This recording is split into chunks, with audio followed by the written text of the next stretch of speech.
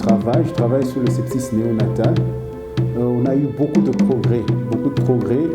Le premier progrès, c'est qu'on a pu identifier les germes qui étaient à la base de la mortalité néonatale précoce, c'est-à-dire dans le premier jour de vie. Et on a trouvé que ces germes étaient résistants aux antibiotiques qu'on donnait couramment, ce qui faisait en sorte qu'on avait une mortalité très élevée de nouveau-nés, liée au fait qu'on donnait des antibiotiques qui n'étaient pas appropriés.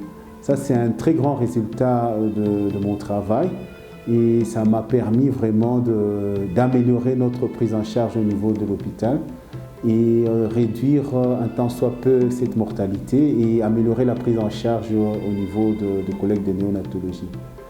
Deuxième résultat, c'est qu'on a pu mettre en évidence les différentes prévalences des maladies qu'on appelle les dysbioses vaginales, toutes les pathologies qui perturbent la flore bactérienne, et on a les différentes prévalences.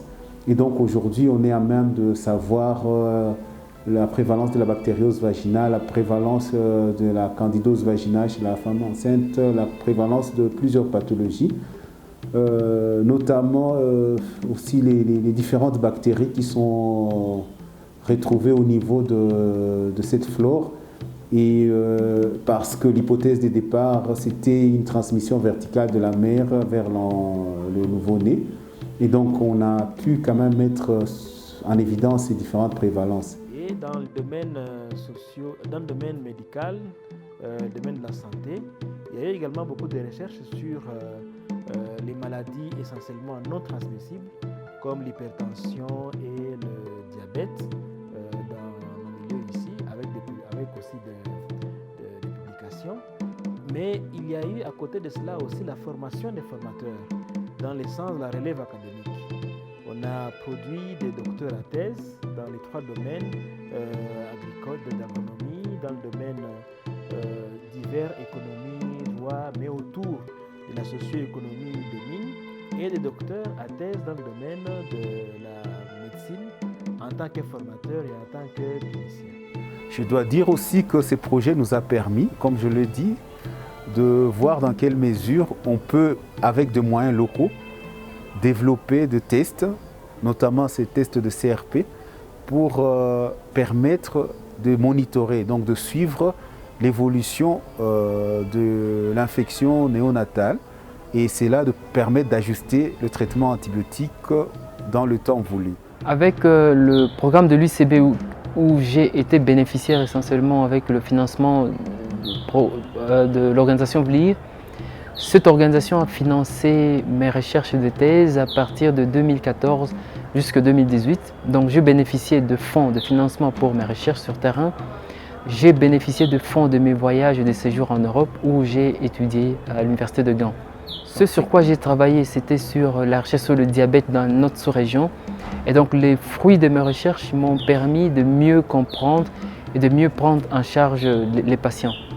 Dans toujours mes recherches, nous sommes arrivés à créer une méthode facile de diagnostic de diabète en utilisant les ongles, une méthode très innovatrice parce que c'est très facile à faire et les patients n'ont pas besoin d'être piqués pour diagnostiquer le diabète. Donc c'est un projet qui a soutenu mes recherches et ça m'a permis d'évoluer personnellement sur le plan académique, mais aussi d'améliorer la prise en charge de mes patients que je suis régulièrement. Pour le moment, il y a des essais qui sont en cours dans le Kivu Sud en collaboration avec une société anglaise. Et le but de ce projet, c'est le développement d'un instrument portable, bon marché, basé sur les rayons infrarouges qui nous permettront de diagnostiquer le diabète sucré sans une prise de sang, et c'est très pratique, surtout dans des situations non optimales comme dans des villages bien éloignés de Bukavu. Donc avec le projet 3, nous travaillons dans le domaine de pédiatrie où nous essayons un peu d'exploiter les différentes causes d'anémie chez les enfants de moins de 5 ans. Nous avons essayé un peu de comprendre et de trouver les causes et ça nous aiderait aussi dans l'amélioration de la prise en charge de nos enfants, surtout les enfants qui arrivent avec une anémie. On sait que dans les cas précis, on doit nécessairement chercher le paludisme et que ce soit avec une parasitémie élevée ou une parasitémie basse, ainsi que certaines maladies qui peuvent donner une inflammation chronique.